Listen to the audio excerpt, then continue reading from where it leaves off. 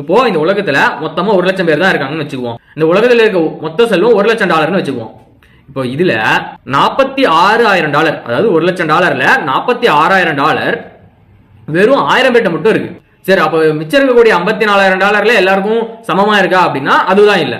அதுலயுமே அடுத்த இருக்கக்கூடிய 11,000 பேர்கிட்ட $39,000 இருக்கு.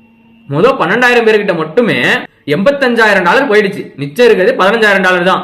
அந்த $15,000 மிச்சம் இருக்கக்கூடிய 88,000 பேருக்கு.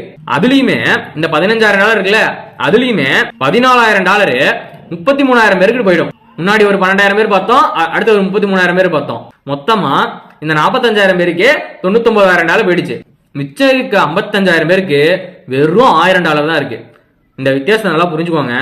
வெறும் 1000 பேருக்கு $46,000, அதை விட 55 மடங்கு அதிகமான பேருக்கு வெறும் $1,000 தான். இது எவ்வளவு பெரிய வித்தியாசம்னு பாருங்க.